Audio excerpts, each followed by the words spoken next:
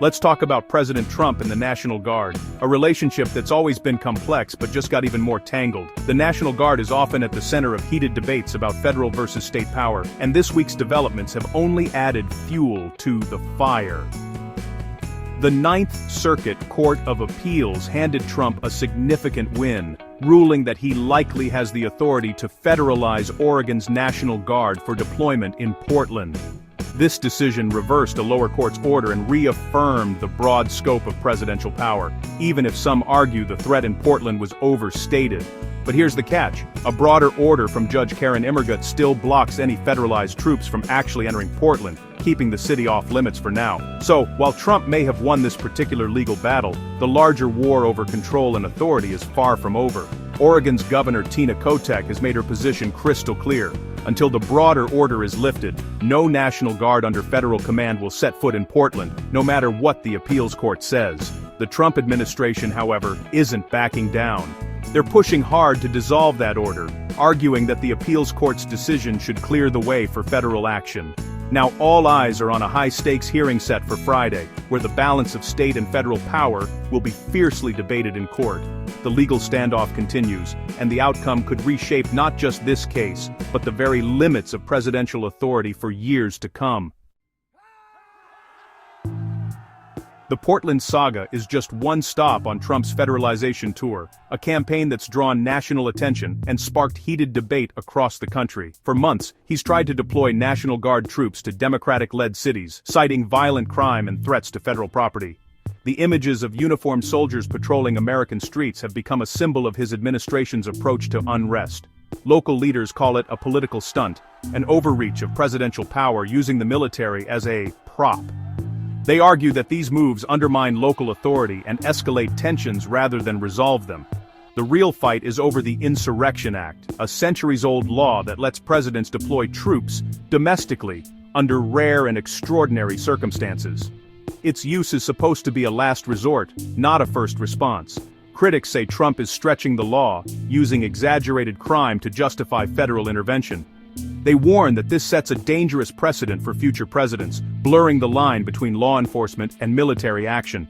This isn't just about Portland. Similar battles are playing out in cities like Chicago, where local officials are pushing back against what they see as federal overreach. City officials see federal help as a Trojan horse, military force with political motives, potentially undermining the very democracy it claims to protect.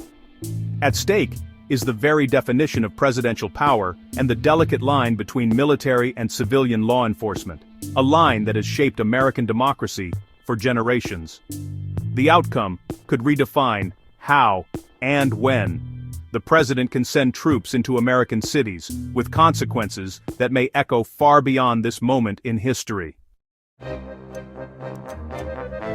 The legal drama is far from over. Oregon and California are pushing for a full Ninth Circuit review, hoping to overturn Trump's win. Meanwhile, the administration is using the Ninth Circuit decision to bolster its cases in other cities, including Chicago and Washington, D.C. In D.C., a judge will soon decide if thousands of National Guard troops can remain through 2026. Each court battle is a test of presidential power versus local control. The stakes: expanded federal authority or preserved state autonomy.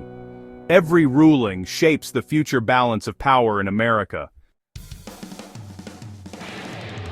At the heart of this conflict is a battle over reality itself, a struggle to define what is truly happening on the ground and who gets to shape that story for the nation. The Trump administration paints cities as out of control, using dramatic language and vivid imagery to justify military intervention and federal action. Local leaders push back, calling this a form of political theater, accusing the administration of using hype, cherry-picked incidents, and selective statistics to manufacture a sense of crisis that doesn't reflect daily reality. They argue the real motive is power, not public safety, an attempt to expand federal authority and influence public perception ahead of elections. This war of words has real consequences. Courts may grant sweeping authority to the executive branch, even if the threat is exaggerated or misrepresented, setting new legal standards. Opponents must fight on two fronts, both in courtrooms, where legal precedents are set, and in the court of public opinion, where narratives are shaped and challenged. The debate isn't just legal, it's about who gets to define the truth, and whose version of events will be remembered and believed. The outcome will set a precedent for how far a president can go in the name of law and order, shaping the balance of power for years to come. In the end, the fight is as much about controlling the narrative as it is about the law itself, determining not just what happens, but how history will remember it. So, what does all this mean for America's future? These court battles are a stress test for federalism and the limits of presidential power. If Trump's approach prevails, future presidents could more easily deploy troops in opposition-led cities. That risks deepening political divides and blurring the line between military and police. The National Guard's dual role, state and federal, faces new scrutiny. The real legacy may be the questions raised. Who controls the Guard? When is military force justified at home? The decisions made now will echo for decades, shaping the balance between local control and federal authority. This is more than a legal fight. It's a battle for the future of American democracy.